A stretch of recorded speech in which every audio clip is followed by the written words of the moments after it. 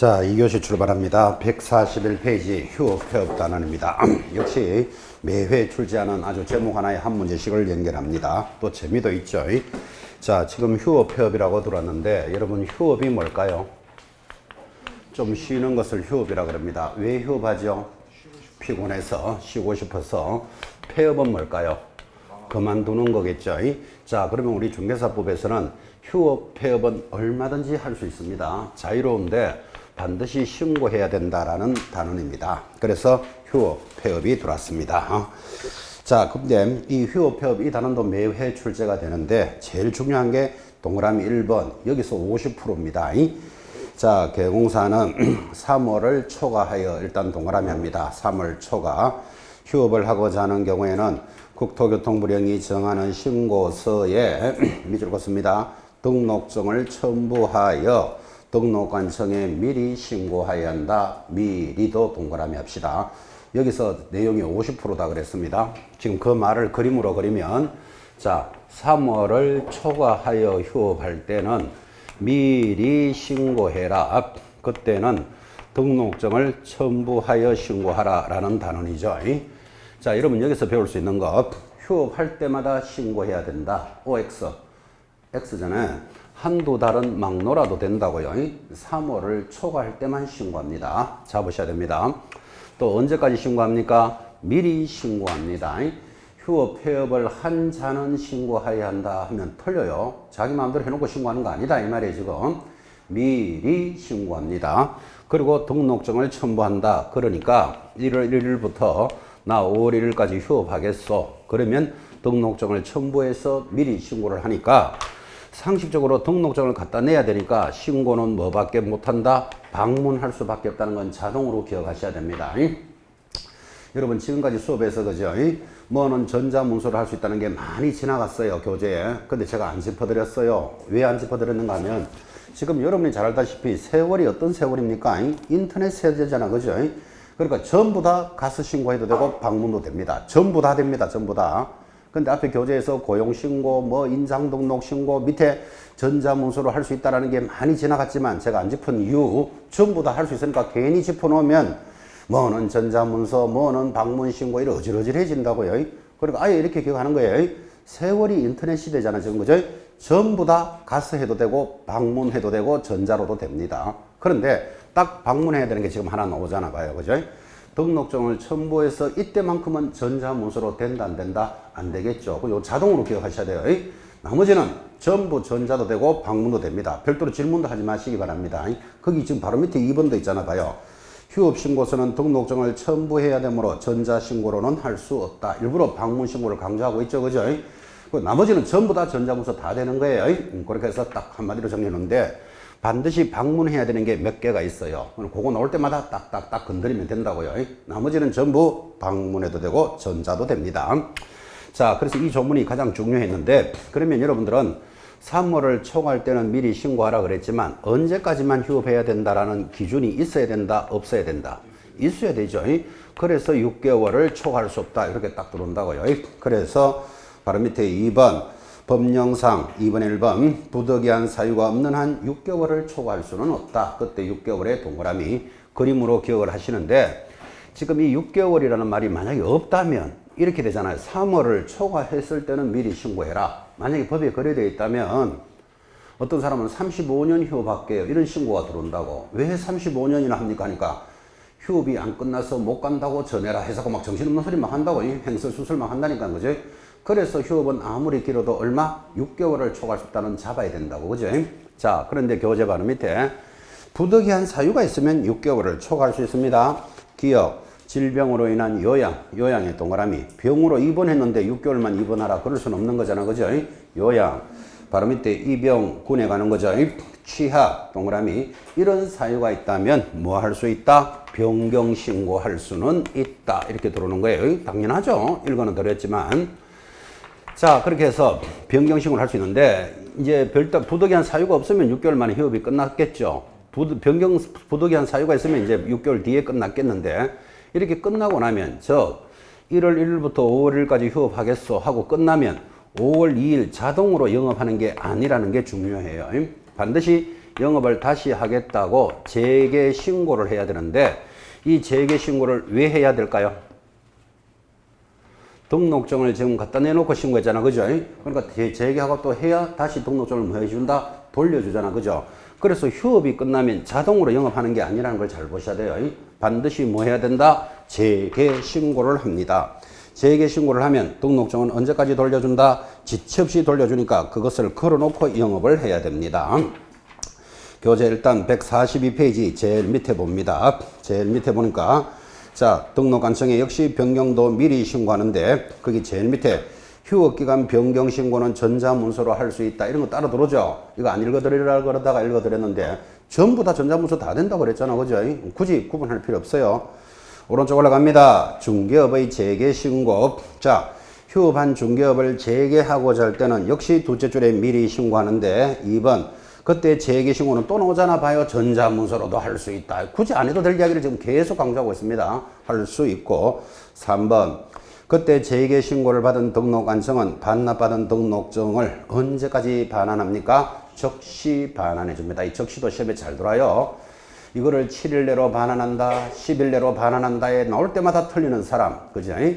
여러분 상식적으로 법의 성질이 재개 신고를 하면 다시 영업을 하는 건데 등록증을 지체 없이 돌려줘야 바로 영업할 수 있지. 7일 내로 반환한다. 이렇게 되면 니 7일 동안 일 못한다. 이 말이 되잖아. 지금 그죠? 15일 내로 반환해야 한다. 15일 동안 일 못한다는 말이 된다니까요. 말이 안 맞잖아. 이게 그죠? 그래서 반환은 어떻게 된다? 지체 없이 해줍니다. 적시 반환해준다. 까지 익히셔야 됩니다. 지금 이렇게 수업을 하면 뭔가 조금 여러분 이상하지 않나요? 좀 예민한 사람은 그죠? 지금 재개신고 왜 한다 그랬죠? 등록증을 돌려받으려고. 돌려받으려면 가서 받을 수밖에 없잖아. 근데 이것도 전자문서로 된다고 돼 있다고. 그러니까 자꾸 헷갈리기 시작한다고 지금 그죠? 그러니까 아예 다 된다고 기억하라 그랬잖아 지금 그죠? 이런 것도 법의 오류예요. 살짝 잘못 만들어진 건데 우리가 법에 잘못된 걸 짚을 필요 있다 없다? 없다. 오히려 자꾸 저 이야기하면 이러면 헷갈리기만 한다고 지금 그죠? 자, 그래서 세월이 어떤 세월인데 전부 가서 방문해도 되고 전자문서로 다 됩니다. 근데 반드시 방문해야 되는 거 하나 있어요. 뭐 휴업 폐업할 때는 미리 신고할 때 이때만 반드시 방문. 나머지는 방문도 되고 전자문서도 됩니다. 교재도 그래 적어놨을 겁니다. 자, 그 다음에 이제 여기에 법이 도입되기를 일괄처리라는 게 들어왔습니다. 142페이지. 자, 상단에 4번 제목에 줄 것입니다. 등록관청의 일괄신고. 거기 밑줄. 바로 밑에 2번에 이러면 세무서장에게 일괄신고 밑줄. 껐습니까? 자, 그럼 줄을 껐으니까 주목합니다. 여러분이 강동구 천호동에서 만약에 중개업을 하다가 폐업을 하고 싶다. 그럼 어떡하지요? 등록증을 첨부해서 미리 신고하면 되잖아요. 나 4월 1일부터 폐업하겠어. 이렇게 어디 가서 신고한다? 강동구청 등록관청에 폐업 신고하겠죠. 자, 그렇게 폐업 신고를 하면 사업자 등록을 다 내놓고 있기 때문에 사업자 등록은 또 사업자 등록증은 관할 세무서에 또 폐업 신고해야 돼요. 그럼 폐업 신고 몇 번 했다? 2번 가던 것을 지금 줄 거는 건 뭔가 하면 일괄 신고할 수 있어요. 여러분이 등록관청에 가서 폐업 신고를 하면 등록관청이 세무서로 연락해줘요. 그러면 세무서에 갈 필요 있다 없다? 없다. 결론은 무슨 말? 2번 신고하던 거 몇 번 하면 된다? 1번만 하면 된다. 그래서 이게 일괄 처리 이렇게 되어 있는 거예요. 바로 밑에 2번에 세무서장에게 일괄 신고돼 있죠. 그 반대로도 똑같다 이 말이에요. 여러분이 먼저 관할 세무서에 가서 사업자 등록을 폐업 신고했어요. 그리고는 등록관청에 가서 폐업 신고해야 되는데 세무서에 신고하면 세무서에서 연락해 준다고. 그죠? 결국은 몇 번 신고하던 거? 2번 하던 거. 몇 번 신고한다? 1번만 해도 된다고. 그래 일괄 신고라는 게 도입이 됐으니까 이거는 개공사들을 편리하게 해준다, 불편하게 한다. 편리하게 해주는 건 기억해놔야 돼요. 이 법이 도입됐으니까 원래 문제도 아주 들어올 가능성이 높아요. 일괄 처리 정리하면 됐고. 자, 이제 오른쪽 마지막 제재인데 제재가 또 중요합니다. 143페이지 오른쪽 하단 이미적 취소 사유 줄 딱 꺼놓고 부득이한 사유도 없이 6개월을 초과해서 휴업하면 영업을 취소할 수 있다. 부득이한 사유가 없는데도 자꾸 6개월이 넘어가면 상대적 취소입니다. 임의적. 그리고 100만원짜리 과태료도 하나 붙습니다. 휴업, 폐업 신고를 위반하면 100만원짜리 과태료니까 여기서 볼 수 있는 거 이 휴업, 폐업 단어는 제재가 2개가 따라갑니다. 그래서 여러분 이 그림을 시험 때까지 자꾸 보셔야 돼요. 지금 뭐라고 했는가 하면 한두 달은 막 놀아도 되죠. 신고 안 해도 됩니다. 근데 3월을 초과할 때는 미리 신고하라 그랬잖아요. 이거 안 하면 100만원짜리 과태료입니다.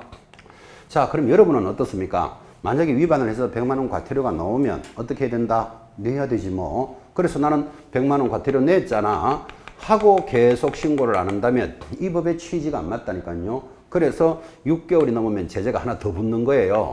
영업을 취소할 수 있다. 상대적 취소가 따라갑니다. 그래서 부득이한 사유도 없이 계속해서 난 100만 원 냈잖아 위반해서. 그리고 그냥 있는다면 이 법의 성질이 안 맞다니까요. 그래서 6개월이 넘어가면 상대적, 임의적 취소 사유니까 영업소 문 닫게 만들겠다 이런 뜻이에요. 그래서 자, 휴업, 폐업에 관련되는 것은 제재가 2개가 붙어갑니다. 그래서 눈으로 요렇게 되면 요렇게 되고 요렇게 되면 요렇게 된다. 스스로 익히셔야 돼요. 당연하게 이렇게 안 하면 나는 위반해서 100만 원 냈잖아 하고 계속 있으면 말이 안 맞다니까 지금 그죠? 그래서 제재가 2개가 붙습니다. 넘어가서 휴폐업 신고서 보셨고, 자, 지금부터 이제 우리 중개사법의 한가운데입니다. 교재 154페이지. 자, 154페이지가 중개계약 출발하면서 이제 계약이라는 말이 붙었으니까 우리 중개법의 한가운데서 출발을 합니다. 중요한 단원이죠. 자, 이 중개계약이 나올 때마다 여러분한테 이렇게 전달했습니다. 중개계약이 뭘까요? 하면 그림으로 기억을 합니다. 물건을 파는 사람, 매도인이 있습니다. 사는 사람, 매수인이 있겠죠. 여기에 개공사가 중개를 하고 있는데 여러분 앞으로 중개계약이 무엇입니까? 하면 그림으로 기억합니다. 의뢰인과 개공사 사이에 일어나는 것을 뭐라고 부른다? 중개계약 그럽니다. 이 사람들이 무슨 계약을 하죠? 아파트 하나 사주세요 하는 게 중개계약이다. 지금 그 말이에요. 의뢰인과 개공사니까 매도인하고 하는 것도 당연히 중개계약이겠죠. 자, 중개계약이 뭐죠? 갑이 아파트 팔아주세요 하는 게 중개계약이다 이 말이에요. 그러면 중개계약을 그림으로 보시면서 의뢰인과 누구 사이에 개공사 사이에 일어나는 계약을 중개계약이다. 이렇게 대답하면 100점입니다. 100점. 그런데 이 중개계약을 강조하려고 항상 거래계약하고 차이를 아십니까? 자꾸 이렇게 비교해 주는데 거래계약은 갑과 을 사이에 일어나는 것을 거래계약이라 합니다. 이 사람이 5억에 팔겠다 하니까 사겠다 그랬겠지. 그래서 매도인 매수인 사이에 일어나는 것을 거래계약이니까 그림을 보고 거래계약은 무엇입니까? 하면 의뢰인과 누구? 의뢰인 사이에 일어나는 것 이렇게 대답하셔야 되는데 이 공부를 1년 이상 했는 분 또는 시험에 합격해서 현업에 있는 분조차도 지금 혹시 아는 친구분이 있으면 중개계약과 거래계약의 차이가 뭔데 하고 한번 물어보시기 바랍니다. 태반이 그놈이다 이럽니다. 구분 안 한다 이 말이에요. 그놈이다 하고 남학생이었다면 여학생은 뭐라고 대답했을까요? 여학생은 그게 그거다 이러고 있습니다. 1년 이상 공부해서 시험에 합격한 사람조차도 구분 안 한다니까요. 뭐 다는 아니겠지. 50%는 그렇게 얘기할 거예요. 현업에서 야 오늘 계약이 잘 되었나? 이 계약이 깨졌다. 이 계약이 잘못되었다라고 계약을 말할 때 중개계약인지 거래계약인지를 구분 안 한다니까요. 그럼 현업에 있는 분들은 구분 안 해도 관계없어. 일만 잘하면 되니까. 근데 시험 치는 수험생은 이게 구분이 안 되면 그 다음부터 나올 때마다 틀리는 겁니다. 중개계약서 좀 이따 보게 됩니다. 양식이 있습니다. 거래계약서는 양식이 없습니다. 근데 없지만 이건 5년 보관해야 돼요. 근데 중개계약서는 보관하지는 않아요. 내용이 뭔가 다르다 이 말이에요. 근데 이걸 그놈이다 하고 있으니까 나올 때마다 이제 구분을 못 한다고요. 그래서 이제 이 시간에 잡습니다. 그림을 보면서 중개계약이 무엇입니까? 의뢰인과 개공사 사이에 그림 딱 봐요. 그 다음 거래계약은 무엇입니까? 의뢰인과 의뢰인 사이에 일어나는 거예요. 아는 친구 있으면 꼭 한번 물어보라 그랬습니다. 태반은 그놈이다 그럽니다. 구분 안 하고 있다니까요. 자, 그러면 이게 확실히 다른 거니까 어느 게 더 중요할까요? 이렇게도 한번 물어봅시다. 다르니까 한번 물어보는 겁니다. 어느 게 더 중요할까요? 일단 둘 다 중요한데 그래도 거래계약이 좀 중요하죠. 왜 그런가 하면 중개계약을 하는 이유는 거래계약을 성립하려고 하는 거예요. 그래서 여러분의 목적이 거래계약이 있는 거예요. 이 거래계약이 성립되어야 뭐도 받는다? 수수료도 받게 되잖아. 그죠? 뭐 어차피 거래계약이 좀 더 중요하긴 하지만 중개계약에는 개공사가 개입되어 있기 때문에 시험에서 빠질 수가 없는 거예요. 자, 그래서 중개계약, 거래계약의 개념을 잡았습니다. 지금 그 말이 교재 첫째 줄에 설명되어 있죠. 자, 중간에 1번 중개계약은 설명해 줍니다. 의뢰인이 계공사에게 중개대상물의 중개를 의뢰하고 계공사가 이를 승낙하여 체결되는 민법상 유사한 계약이다. 그래서 이런 중개계약은 일반 중개계약과 전속 중개계약으로 구분한다. 이렇게 설명을 해줬고, 이 중개계약은 두 종류가 있는데 일반적인 중개계약이 있고 전속 중개계약이 있습니다. 일반적인 중개계약의 서론을 살짝 까는 이유는 전속 중개계약이 시험에서 100% 나오기 때문에 그래요. 그래서 일단 중개계약은 두 종류가 있다. 이렇게 설명을 해줬습니다. 자, 그리고는 이제 일반적인 중개계약이 출발하는데 여기는 법조문이 하나 있어요.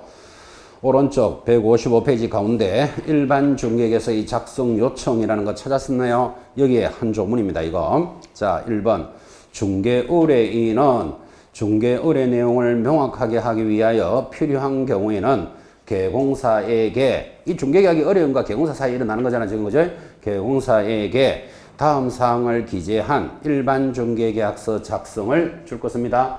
요청할 수 있다. 줄 딱 꺼놓고 밑에다가 하여야 한다. X 표시 넣으셔야 돼요.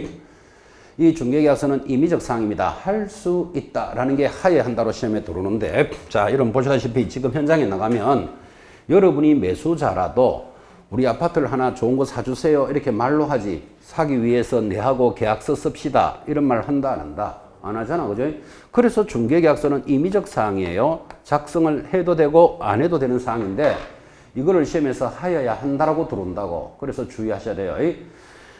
우리 아파트 잘 팔아주세요 이런 말로 하지, 여러분은 팔기 위해서 내하고 계약서 씁시다 이런 말 해본 적이 없잖아 지금, 그죠? 그러니까 중개계약서는 할 수 있다, 임의적인 사항이다, 그거부터 강조하고. 자, 그러면 할 수 있으니까 해도 되고 안 해도 되는데 하게 되거든. 다음 네 가지를 반드시 기재해야 된다. 그래서 이게 네 가지니까 시험에 잘 들어오는 거예요. 1번 중개대상물의 위치와 규모는 반드시 적어라. 물 동그라미, 거래 예정 가격 가 동그라미, 예정 가격이 일어나면 중개 보수, 수수료는 얼마다를 적어야 서로 분쟁이 안 생기죠. 보수할 때 수. 4번 그 밖에 의뢰인이 준수할 사항 준 동그라미 해놓고. 자, 일반적인 중개계약서는 작성을 해도 되고 안 해도 되는 임의적이지만 작성을 하게 되거든 네 가지를 반드시 기재해야 된다. 그 네 가지가 뭐죠? 물, 가, 수, 준을 반드시 기재하는데 여기 네 가지니까 5가지 쓸데없는 거 넣어놓고 아닌 것을 골라라. 이렇게 단골 문제가 들어온다 이 말이에요. 지금 3월 달이니까 이 달 여러분들은 지금 제목을 잘 잡으셔야 돼. 물, 가, 수, 준 이런 거 해놓고 이제 12월 달까지 물이 뭐다? 중개대상 물의 위치와 규모. 이건 천천히 가도 돼요 지금. 특강 시간도 있고 문제풀이도 있고 또 백선도 있고 계속해서 이야기할 거예요. 지금은 뭐를 잡으셔야 된다? 물가 수준을 기재한다. 이런 말들을 잡으셔야 된다고요. 가가 뭐죠? 예정 가격. 예정 가격 있을 때 수수료 적어야 분쟁이 안 생기겠죠. 준이 뭐다? 서로 간의 준수사항. 뭐 4월 15일까지 사주시오. 또는 바다가 보이는 아파트를 구해주세요. 준수사항이 있다면 준수사항까지 적습니다. 자, 그래서 일반적인 중개계약서의 필수 기재사항이 뭐다? 물가, 수, 준. 그렇지만 중개계약서는 작성할 수 있다. 해도 되고 안 해도 된다는 걸 강조했고, 그래서 지금 현장에 아무도 작성 안 하잖아 지금, 그죠? 할 수 있다라는 임의적인 사항입니다. 넘어가면 하단에 중개계약서에 서식이 들어오는데 뒤에 양식이 들어오니까 양식에서 다시 보면 되고, 드디어 156페이지 전속 중개계약이 탁 따라오는데 이 전속 중개계약을 위해서 지금 서론을 깔았는 거예요. 그래서 상단에 별표 탁 찍어놓고 오른쪽에 보시다시피 시험에 빠진 적이 한 번도 없습니다. 자, 그러면 전속 중개계약이 중요한 단원인데 전속 중개계약이 무슨 뜻일까요? 이렇게 물으면 여러분 지금 중개계약에 대해서는 공부했잖아요. 중개계약이 무슨 뜻이죠? 의뢰인과 계공사 사이에 일어나는 겁니다. 근데 글자가 두 개 붙었죠. 전속 중개는 뭘까요? 하니까 제일 상단, 자, 전속 중개계약이란 설명해 주죠. 의뢰인이 특정한 계공사를 정하고 하니까 특정한의 동그라미, 그 계공사에 한하여 중개대상물을 중개하도록 하는 계약을 말한다 그랬습니다. 자, 지금 읽어드렸는 걸 그림을 한번 그려볼까요? 지금 물건을 파는 사람 매도인이 있습니다. 우리 아파트를 땅을 팔아주세요 라고 의뢰를 하면서 특정한 계공사 A에게만 의뢰를 합니다. 그림이 이렇게 딱 되니까 이것을 우리는 전속 중개다 이렇게 말하는데, 지금 이 그림을 딱 보니까 개공사 A는 유리하다, 불리하다? 유리하죠. 나만이 팔 수 있는 물건이다. 수수료 받을 확률이 아주 많겠죠. 개공사 유리합니다. 의뢰인도 유리합니다. 왜 갑이 유리한가 하면 지금은 밖에 나가보면 아파트를 팔아달라고 여러분 딱 한 사람한테만 하는 게 아니고 여러 사람한테 팔아주세요. 그렇게 하죠. 자, 이게 일반적인 중개계약인데 수수료는 누구한테 주죠? 먼저 체결한 사람한테 수수료를 주겠다. 이게 일반적이잖아. 그죠? 자, 이러니까 여러 명의 개공사가 열심히 일하다가 한 사람이 계약이 됐단다 하면 나머지들은 꽝 이래 되는 거예요. 시간과 경비와 노력을 투자하더라도 대가가 없잖아. 그죠? 그러니까 개공사들은 열심히 한다, 쓸렁쓸렁 한다, 쓸렁쓸렁 한다고. 거기다가 누가 계약했단다 하면 이 아파트가 좋습니다 하고 막 팔러 다니다가 바퀴벌레 2,000마리 나온단다 막 이러면서 이제 흠을 막 주기 시작합니다. 어차피 내하고 관계없는 거니까. 그죠? 그러니까 의뢰인 입장에서도 봐요. 수수료 누구한테 줘도 한 번은 줘야 될 거. 이렇게 믿을 수 있는 사람한테 딱 의뢰를 해놓으면 이 A는 이 물건에 대해서 흠을 지운다 안 지운다? 절대로 안 주겠죠. 열심히 일해 줄 수밖에 없잖아. 그죠? 누구한테 줘도 수수료 한 번은 줘야 될 거. 서로 간에 유리한 계약. 이를 뭐라고 부른다? 전속 중개 계약을 합니다. 자, 시험에서 나온 바 있어요. 의뢰인과 개공사 둘 다 유리한 형태를 찾으시오. 답이 뭐? 전속 중개 계약. 별로구만 싶어도 하여튼 둘 다 유리한 것 하면 전속 중개 계약 딱 찾아내야 됩니다. 자, 그런데 유리하긴 한데 단점이 보이지 않나요? 한 사람한테만 딱 의뢰했는데 A가 능력이 없거나 일을 잘 못하는 사람이면 이게 안 팔리는 수가 있을 거잖아. 그죠? 예를 들어서 개공사가 나 필리핀에 골프 치고 와서 팔아줄게. 그럼 자기 골프 칠 때까지는 못 판다는 말이 되잖아. 이게 지금. 그죠? 그래서 이런 단점이 있으니까 우리 법은 전속 중개계약을 체결하면 개공사는 반드시 지켜야 될 의무가 있다. 이 의무가 일을 하도록 법을 딱 정하는 거예요. 그래서 이제 이게 시험에 나와요. 그래서 개공사는 단점이 있으니까 어떻게 지키면서 해야 된다. 자, 일단 내려가면 2번 유효기간부터 짚어놓고 의무 봅시다. 이렇게 전속중개를 체결하면 기본적으로 1번 유효기간은 얼마로 한다? 3개월로 합니다. 3개월의 동그라미. 다만 별표 딱 찍어놓고 당사자 간에 다른 약정이 있으면 약정에 따르겠다. 나 바쁘니까 1개월만 하자. 아니면 한 5개월까지 팔아주시오. 이래도 되겠지. 원칙은 얼마? 3개월. 약정이 있으면 약정에 따릅니다. 자, 수업하면서 약간 옆으로 한번 가봅시다. 지금 여러분들이 법을 공부하고 계시죠? 이 법이라는 것을 공부하고 있는데 지금 학교론 빼고는 전부 법이잖아. 민법, 등기법, 세법, 또 중개사법, 법이잖아. 그죠? 법이 무슨 뜻일까요? 학교론 빼고는 전부 법 과목인데 법은 뭘까요? 하면 권리와 의무를 규정하는 게 법입니다. 권리도 부여되어 있고 의무도 부여되어 있습니다. 법은 권리와 의무를 부여하는데 우리 중개사법은 아쉽게도 권리는 별로 없고 전부 의무입니다. 공부해보면 하여야 한다. 그런데 위반하면 제재가 뭐다. 계속 이렇게 나옵니다. 그러니까 90%가 의무고 약간의 권리가 있는데 우리 중개사법에서 권리는 중개하고 나면 수수료 받을 권리, 중개보수 청구권이 있습니다. 그거를 권리로 합니다. 또 아주 미약하지만 물건에 대해서 설명할 때는 자료 요구권이라는 권리가 있습니다. 그리고 그거 두 개만 권리, 나머지는 전부 의무예요. 좀 아쉽죠? 법이 권리와 의무를 규정하는데 중개사법은 90% 이상이 의무로 되어 있다 이 말이에요. 여러분이 나중에 중개사법을 만드는 위치에 가시거든 권리를 좀 많이 넣어 주시기 바랍니다. 예를 들면 개공사만이 중개를 할 권리가 있다. 일반인이 하면 사형에 처한다. 이런 거 하나 만드는 거예요. 그러면 권리가 얼마나 크겠어요. 그죠? 이거 딱 들어보니까 그렇게 못 만든다는 것도 이해는 좀 가시죠, 지금. 그죠? 그래서 권리와 의무를 규정하는데 이 한자말로 법이라는 글자는 거죠. 뜻이 합쳐져서 한자는 만듭니다. 우리나라 한글은 표음 문자라는 말 들어봤습니까? 음을, 소리를 가지고 글자를 만듭니다. 그래서 이게 이제 인터넷 시대에 굉장히 우수한 글자다 이러잖아요. 소리를 가지고 글자를 만든다 이 말은 파도가 철썩철썩 친다 이러면 우리는 철썩철썩을 찍어낼 수 있어요. 글자로 쓸 수 있다고. 닭이 꽃기호라고 웁니다 하면 꽃기호를 우리는 한글로 적어낸다니까요. 근데 한자말은 그렇게 못 적어요. 이건 뜻이 합쳐져 있기 때문에. 그래서 표이 문자라 그래요.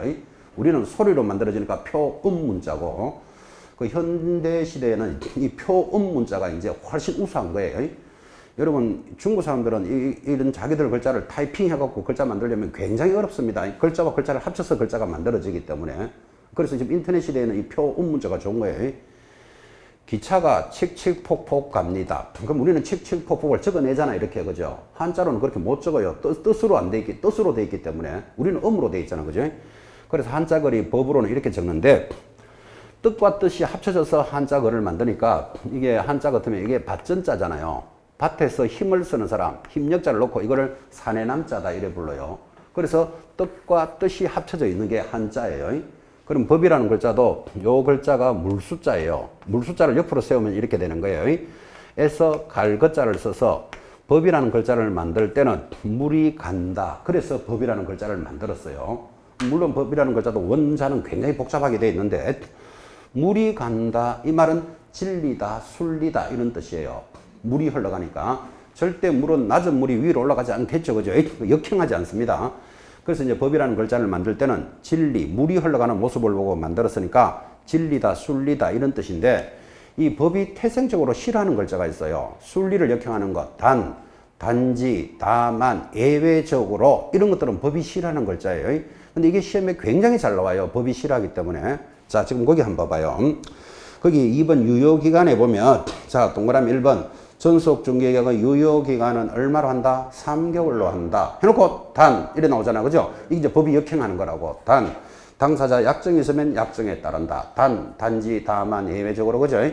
이것들이 굉장히 중요하기 때문에 앞으로 여러분들은 지금부터 한번 해봐봐요. 연습을 중개사법부터 해보는데 단지, 다만, 예외적으로라는 게 교재에 한 페이지에 여러 개가 있을 수도 있고 하나도 없을 때도 있겠지, 그죠? 그게 탁 나오면 옆에다가 빨간 딱지 같은 걸 하나 탁 붙여놔 보라고요. 그러면 한 페이지에 그런 딱지를 딱딱딱딱 붙이면서 훈련을 해보면 이제 시험 치기 직전에, 그죠? 만약에 내일 모레 시험 치는 날이다. 그럼 최소한 시험 치기 하루 전에 한 번은 보고 들어가 봐야 되잖아, 그죠? 공부가 밀리다 보면요. 한 일주일 동안 한 번도 못 보고 중개사법 한 번도 못 보고 시험장에 가는 수가 생긴다고. 그러면 사람 마음이 불안하다고. 공부는 그동안에 꾸준히 다 했지만, 그죠? 그러면 시험 치기 직전에 그래도 한 번은 보고 시험장에 들어가야 될 때는 다 책 한 권을 두껍게 어떻게 다 봐요? 아까 표시해놨던 빨간 딱지 찍은 것만 넘기는 거예요. 읽을 쓰면서. 그럼 한 시간에 한 권씩 딱딱딱 떼내요. 그지? 그럼 시험 치기 전에 한 번이라도 봉오는 들어가잖아. 마음이 굉장히 안정스러워요. 거기다가 30%는 거기서 시험에 나와요. 법이 싫어하기 때문에. 그죠? 그래서 중개사법을 이렇게 훈련을 한번 해보시고, 이제 어느 정도 중간에 모의고사도 쳐보면서 자기가 느낌이 올 거예요. 그러면 이제 민법도 그래 해보고, 등기법, 세법도 단지, 다만을 체크해 놓으시라고. 그죠? 지금은 막 새기지 말고, 그죠? 그래, 체크만 해도 여러분들은 집중력이 더 생겨요. 아, 요거 봐놔야 되겠다. 체크해 놓는다. 이렇게 넘어가라, 이 말이에요. 그죠? 그래서 수업에서 약간 옆으로 빠졌지만, 법이라는 글자는 물이 흘러가듯이 만들었으니까 순리와 진리인데 역행하는 것이 시험에 잘 나옵니다. 지금과 같이 당사자 약정이 있으면 약정에 따른다. 이런 것들을 익히셔야 된다고 지금 거죠. 그래서 표시 한번 해보시기 바랍니다. 지금부터 훈련을 해보셔야 돼요. 제가 나올 때마다 짚어드릴게요. 자, 그렇게 해서 이제 법이라는 글자도 설명을 해봤고, 이제 드디어 내려가면서 한번 다시 돌아와서 개공사의 의무, 여기가 시험에 들어옵니다. 자, 일을 하도록 이렇게 만들었어요. 1번. 전속중개계약은 국토교통부령이 정해진 줄 것입니다. 반드시 전속중개계약서를 작성해야 한다. 줄 것고, 바로 밑에 동그라미 2번. 이 전속중개에서는 몇 년 동안? 3년 동안 보존도 해야 된다. 3년의 동그라미. 자, 일을 할 수 있도록 의무를 이렇게 부과했습니다. 반드시 전속중개서를 작성해야 돼. 아까 일반적인 중개계약서는 작성할 수 있다. 해도 되고 안 해도 되죠, 그죠? 근데 전속중개서는 반드시 작성을 해야 돼. 그래야지 서로 간에 분쟁이 안 생기는 거예요. 그리고 이거는 몇 년 동안 보존해야 된다. 3년간 보존도 해야 되는 서류다. 그 일을 하도록 이렇게 딱 의무를 부과하는 거예요. 두 번째가 더 중요한 정보 공개의 의무가 있어요. 자기한테만 딱 의뢰를 해놨으니까 빨리 이 물건을 정보를 올려야 살 사람을 만나죠. 그래서 2번 정보 공개 의무 별표. 자, 1번 개공사는 전속중개계약 체결 후 며칠 내로 7일 동그라미 합니다. 줄 것입니다. 거래정보망 또는 일간신문에 정보를 공개해야 된다. 이때 7일을 지체 없이 하고 시험에 잘 나와요. 이게 7일인데 여러분 이렇게 생각해요. 봐요. 용인에 있는 과수원을 하나 팔아주세요. 이렇게 전속으로 의뢰가 들어오면 개공사가 용인에 한번 가봐야 되잖아. 그죠? 가보는 시간을 며칠을 준다? 7일을 주는 거예요. 근데 정보를 지체 없이 공개할 수 없잖아. 한번 땅을 봐야 뭐 어떻게 생겼는지 정보를 올리지 지금. 그죠? 7일 동그라미 해놓고 또 옆에 붙었죠. 다만 이런 거 무조건 별표예요. 빨간 딱지 붙여라 그랬죠. 다만 의뢰인이 비공개를 요청하면 공개하여서는 아니 된다. 이게 시험에 잘 들어오는데 옆에다가 위반시 공개하여서는 아니 된다 한데 공개하면 위반이잖아요. 위반시 적어놓고 상대적 취소 사유 적습니다. 책을 읽을 때마다 위반하면 상대적 취소 사유인데 이런 취지입니다. 좀 이따가 이제 정보에 대해서 공부를 할 건데 예를 들어서 이게 뭐 용인시 처인구 무슨 동에 있는 과수원 5,000평으로서 가격은 5억이고 이렇게 정보를 올려야 되는데 이 갑이 야 용인시 처인구 몇 번지 이거는 공개를 좀 하지 마시오. 이렇게 비공개를 요청하면 공개하면 안 된다 이 말이에요. 여러분 시골에 있는 땅은 거죠. 뭐 어디에 있는 땅 과수원 5,000평이 5억에 나왔다. 그러면 대충 누구 거다라는 걸 대충 안다니까요. 그래서 그건 하지 마라 그랬는데 만약에 공개를 또 해놓으면 갑의 뒷집 사람이 지나가다가 이럽니다. 야 갑아 과수원 팔려고 내놨다면서 서울에 있는 딸이 사고 쳤나 해봐야 스트레스 오는 거 안 하는 거 지금 그죠? 그러니까 그거는 공개하지 마라 그랬잖아 지금 그죠? 뒷집 사람은 딸 걱정해 주죠. 갑의 앞집 사람 지나가다가 야 갑아 조상 대대로 받은 땅을 판다고 내놨다면서 서울에 있는 아들이 바다 이야기에 출근하나 이런 소리 한번 들어봐요. 스트레스 나오는 거 안 나오는 거 지금 그죠? 그래서 소재 집어는 공개하지 마세요 하면 공개하여서는 아니 된다 그런 뜻이에요.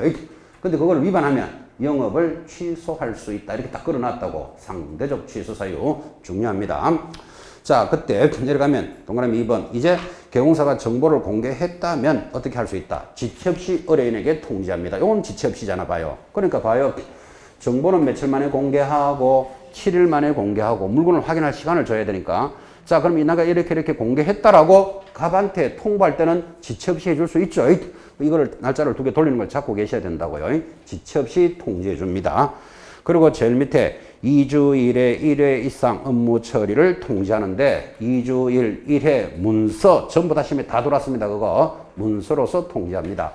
상식이잖아 그죠? 한 사람한테 일을 딱 맡겨놨으니까 이 사람이 내가 어떻게 광고를 하고 어떤 고객을 만나서 이렇게 이야기하고 있다를 2주일에 1회 이상 문서로서 통지를 해줘야 일을 하는지를 알게 되잖아 그죠? 그래서 이 의무가 중요한 거예요. 얼마나 시험에 자주 나오는지 그죠? 8월 1일 전속 중개계약을 체결하고 8월 15일 업무 처리를 통지하였다. 이렇게도 나왔어요. OX. X죠? 8월 1일 전속 중개를 체결하면 2주일에 1회면 8월 14일까지는 해줘야 되잖아 지금 그죠? 문제를 그렇게도 물었어요. 또 2주일에 1회 이상 전화로 통지하였다. OX. X 전화로 통지하면 말로 하는 거잖아 지금 그죠? 문서로 하라 그랬잖아 지금 그죠? 뭐 이거 하나하나 다 돌았던 거예요. 팩스로서 통지하였다. OX. O입니다. 팩스 정도는 문서로 이해할 수 있어야 됩니다. 팩스로서 근거를 가지고 하라 이런 뜻이에요. 2주일에 1회 이상 문서로서 통지해 주는데 자 드디어 본론으로 들어가서 오른쪽 공개할 정보가 뭐냐 이렇게 돌았습니다. 박스 양이 많지만 시험에 안 빠지니까 반드시 익히셔야 돼요. 1번 중개대상물의 종류는 뭐다? 과수원이다, 아파트다, 토지다, 소재지는 용인시 처인구 무슨 동, 지목은 과수원, 면적은 5,000제곱미터 이런 정보를 공개하라는데 양이 많죠? 제일 앞에 중 동그라미 합니다. 여러분들은 중만 딱 잡으시면 시험에서 중개대상물 하고 딱 올라온다니까요. 그래서 중을 기억하라고요. 2번 소유권, 전세권 등의 권리관계도 공개해라. 소 동그라미 놓고 여러분들은 뭐만 기억한다? 소유권만 찾아내요. 그럼 시험에서 전세권, 저당권 등의 권리관계는 자동으로 올라온다 그랬잖아요. 지금 그죠? 소. 근데 너무나 잘 나오는 거 둘째 줄에 인적사항 절대로 공개하여서는 아니 된다. 거의 매번 나옵니다. 이거. 인적사항은 공개하여서는 아니 된다. 이해하시겠습니까 여러분들? 지금은 손님을 찾으려고 물건의 정보를 올렸는데 그죠? 인적사항까지 공개할 필요는 없죠. 권리관계로서 뭐 저당이 5천만 원 설정돼 있다. 이런 거는 권리관계를 올려야 되지. 소유자가 돌싱입니다. 이런 거 올리면 안 돼요. 아직까지. 또 잘 팔릴까봐 갈로 열고 화려한 돌싱 꺼 개사코마 이런 거 그죠? 뭐 절대로 올려서는 안 된다. 인적사항. 돌싱은 뭔지 아십니까? 몰라도 되는 건 또 굉장히 잘 알아요. 그런 건 아니 시험에 나오니까. 인적사항 공개하여서는 아니 된다. 3번 공법상 제한사항 공 동그라미 하고 여러분들은 공법만 찾아내시면 돼요. 투기과열지구다. 여기는 토지거래 허가지역이다. 이런 거를 공개해 줍니다. 수도, 전기, 가스 등 시설물의 상태 말도 많죠. 수 동그라미 놓고 앞으로 여러분은 수도만 찾아내요. 그러면 전기, 가스는 저절로 올라오는데 예를 들어서 빌라를 정보를 올린다. 이 빌라에는 엘리베이터 설치돼 있음 없음 이런 거 올려야 된다 안 올려야 된다. 올려야 손님이 올 거잖아. 그죠? 그런 것들을 시설물의 상태라 그래요. 다섯 번째, 벽면과 도배의 상태. 도 동그라미 해놓고 여러분은 도배만 찾아내라고요. 벽면의 상태는 올라옵니다. 여섯 번째, 일조 소음 등 환경 조건 줄 딱 꺼놓고 도로와 대중교통수단 도 동그라미 해놓고 18m 도로를 물고 있고 지하철은 몇 미터 거리에 있다. 이런 입지 조건도 공개합니다. 도 동그라미. 7번 거래 예정 금액. 이거 5억에 팔겠다. 예정 금액이 들어가야 손님이 오든지 하죠. 예정 금액 예. 공시지가 공. 그런데 또 하나 붙었죠. 임대차일 때는 공시지가를 공개하지 않을 수 있다. 자, 그래서 양은 많지만 시험 치는 그날까지 따라갈 겁니다. 정보를 공개한다는데 정보가 뭐냐? 지금 동그라미 했습니다. 중, 도, 수, 도, 소, 공액, 예, 공을 공개한다. 이 많은 내용이 시험에 들어오니까 이렇게 따라 붙어야 돼요. 시험 출제가 한 100번 들을 겁니다. 100번. 자, 공개할 정보가 무엇입니까? 하면 뭐라고요? 중, 도, 수, 도, 소, 공액, 예, 공을 공개하는데, 자, 중이 뭐죠? 중개 대상물만 여러분 찾아라 그랬잖아. 그죠? 그럼 종류, 소재지, 지목은 시험에서 올려준다니까요. 도 하면 뭐가 보인다? 도배를 기억해라. 그죠? 그 도배 하면 저절로 벽면의 상태 올라옵니다. 도배 기억하시고. 수 뭐가 보이죠? 수도 찾아냅니까? 그러면 전기, 가스 등 시설물은 저절로 올라온다니까요. 수도 찾아내고. 도 하면은 도로입니다. 18m 도로를 물고 있고 지하철은 몇 미터 거리에 있다. 도로 다 잡아내시고. 소하니까 뭐가 보이죠? 소유권만 찾아라 그랬잖아. 그죠? 그러면 전세권, 저당권 등의 권리관계는 올라오는데 여기서 인적 사항은 절대로 공개하면 안 된다. 이게 보기보다 시험에 잘 나온다고요. 돌싱 이런 거 공개하지 마라 그랬어요. 공이 뭐죠? 공법만 찾아내. 공법상, 제한상 이렇게 갑니다. 얘가 뭐지요? 예정 가격. 공은 공시지가인데 여기도 하나 붙었죠. 임대차일 때는 할 필요는 없다까지 해서 시험 칠 때까지 마르고 딸도록 갑니다. 공개할 정보가 무엇입니까? 하면 뭐라고 대답합니까? 중, 도, 수, 도, 소, 공의 예, 공을 공개한다. 일단 이렇게 잡아 놓으셔야 돼요. 해놓고 가사는 아직 천천히 가도 돼. 안 바쁘니까. 그죠? 이것도 30년 동안 지금 시험에 빠지지 않고 출제가 됐으니까 여러분 시험에서 정보는 중도, 수도, 소공의 예공을 공개합니다. 이렇게 물어 들어오면 그래도 순진하게 물은 거고 인적 사항은 절대로 공개하여서는 아니 된다. 이거 X 잘 보셔야 돼요. 공개하지 않을 수 있다. 이래 들어가면 X예요. 그거 여러분 웬만하면 못 찾아내요. 그거를. 그래서 이건 절대로 하면 안 돼. X. 그런데 공시지가는 임대차일 때는 하지 않을 수 있다니까 이건 해도 돼. 그죠? 이거를 반대로 돌릴 수 있으니까 이런 거는 여러분이 까칠하기 때문에 눈으로도 공부하시는 게 있어야 돼요. 인적사항 X 절대로 공개하면 안 된다. 공시지가는 하지 않을 수 있다. 그럼 해도 된다는 말이에요. 이거 반대로 물어 들어올 수 있기 때문에 지금부터 그림으로 눈으로도 시각적으로도 계속 강조할 거예요. 이 정보는 중요합니다. 자, 이렇게 해서 여러분들 보다시피 경우사 A는 자기한테만 의뢰가 되어 있으니까 전속 중에서 딱 작성해서 분쟁이 안 생기도록 하고 그 다음에 정보를 공개해서 이제 업무 처리도 통제하면서 열심히 일을 하고 있는데 이 갑이라는 사람이 A하고 하겠다고 약속까지 해놓고 다른 사람 해버리면 황당하잖아. 그죠? 그래서 이 갑 의뢰인에게도 약속을 위반하면 안 된다라고 위약금과 비용을 지불한다는 의무를 부여하게 됩니다. 자, 위약금 약속 위반이죠.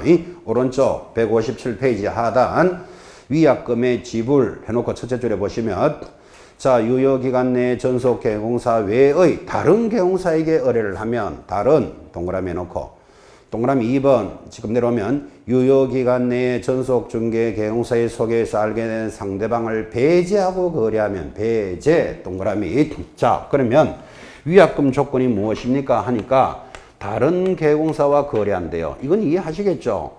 A하고 하겠다고 계약서도 작성해놓고 다른 사람 해버리면 A가 황당하잖아. 그죠? 그러면 약속 위반이다. 그 말이에요. 또 배제하고 거래한대요. 배제라는 말은 이 말이죠.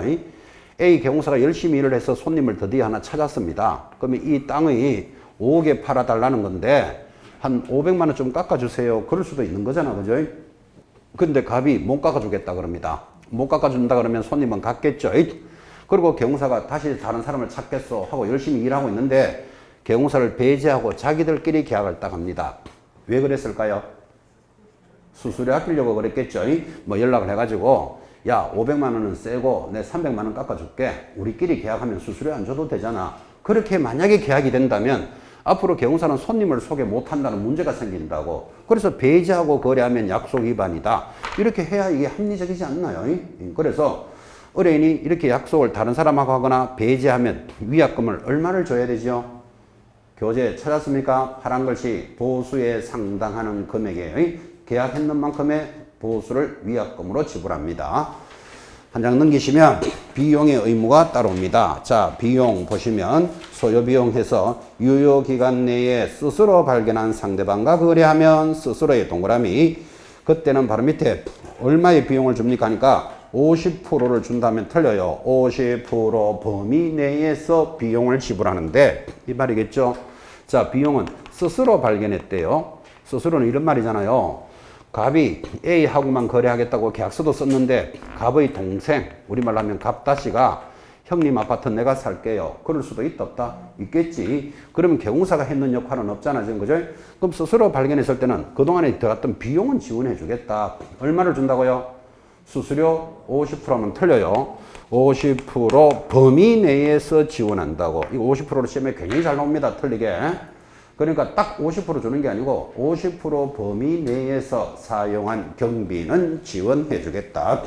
그래서 여러분들 이 단어를 잘 들어보면 전속중개계약은 의뢰인과 개공사가 둘 다 의무를 가지고 중개가 합리적으로 진행되는 거예요. 그래서 우리는 이것을 뭐라고 부른다? 쌍방적 중개다. 이 말도 돌아요. 전속중개계약 옆에 다른 말이 뭐라고요? 쌍방적 중개다. 서로 간의 의무와 권리를 가지고 합리적인 중개가 진행된다. 이런 뜻이에요. 지금 이런 수업을 여러분은 왜 듣습니까? 시험에 나오니까 공부하잖아, 지금 그죠? 그럼 시험에 나오는 것도 중요하지만 여러분 현업에 나가시거든, 학교에서 나가시거든. 지금 전부 다 일반적인 중개계약 하잖아, 그죠?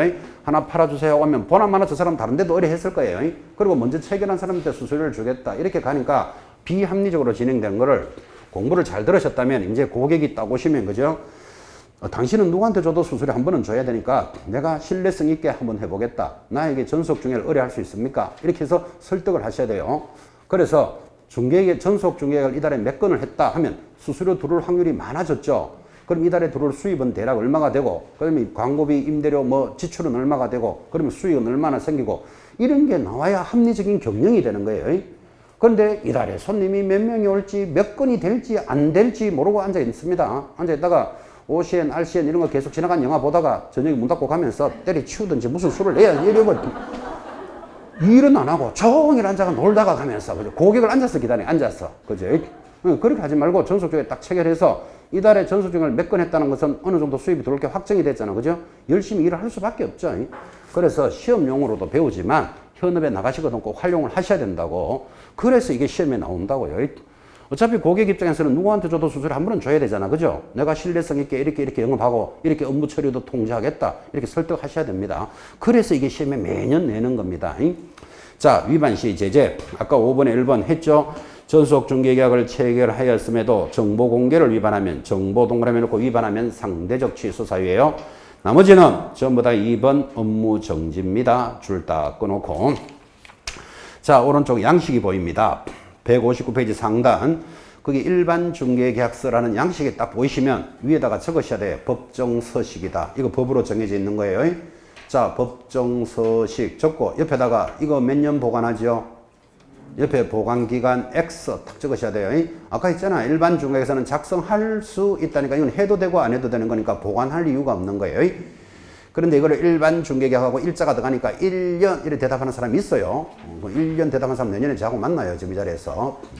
보관기간 없다. 그리고 양식을 눈으로 썩 보시면서 제일 밑에 6번의 셋째 줄 봅니다. 밑에 6번의 셋째 줄, 이 계약을 확인하기 위해서 계약서 몇 통 작성합니까? 2통도 시험에 나옵니다. 2통. 왜 그런가 하면 중개계약은 의뢰인과 개공사 사이에 일어나는 거니까 두 사람만 가지고 있으면 되잖아. 그죠? 그 세 통이 아니라는 걸 개념을 알고 있느냐를 묻는다고요. 2통을 작성하는데 봐요. 거래 계약서는 몇 통 작성? 3통 작성해야 돼. 매도인, 매수인, 개공사가 가지고 있어야 되니까 2통 하는 것도 잘 보셔야 돼요. 작성하여 당사자 간의 이의가 없음을 확인하고 각자 서명 및입니까? 또는입니까? 또는 그것도 동그라미 하셔야 돼요. 날인하여 하는데 왜 또는인가 하면 이건 작성해도 되고 안 해도 되는 놈을 사인도 하고 도장도 찍어라. 그럴 필요가 없는 거잖아. 그죠?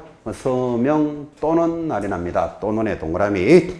그리고는 제일 밑에 당사자가 누구지요? 의뢰인과 개공사 사이에 일어나는 게 중개계약이에요. 여기에는 소공사라는 말이 없잖아. 그죠? 그래서 밑에다가 소공사 X 크게 적어놔야 돼. 조그만하게 적지 말고. 그러니까 이렇게 들어가는 거예요. 여러분 공부한 사람일수록 잘 틀리는 거. D편에 가면 소공사도 함께 서명 날인하여야 한다는 걸 많이 듣게 돼요. 여기 중개계약서에도 소공사 서명 날인한다. OX. X잖아요. 그 소공사가 들어갈 틈이 없잖아. 지금 이게. 그죠? 중개계약은 누구와 누구 사이에 일어나지요? 의뢰인과 개공사 사이에 일어나는 거예요. 이런 거 주의하셔야 돼요. 여러분이 양식에서 문제 나올 때가 어려워요. 법조문은 계속 듣기 때문에. 그래서 이제 지금부터 3월 달에는 양식도 이제 조금씩 공부해 나가야 되는 거예요. 한 장 넘기시면 뒷면이 나타납니다. 자, 뒷면에 상단에 동그라미 합니다. 권리 이전용. 그러니까 파는 사람은 여기 적어놔 이 말이에요. 이전용 동그라미.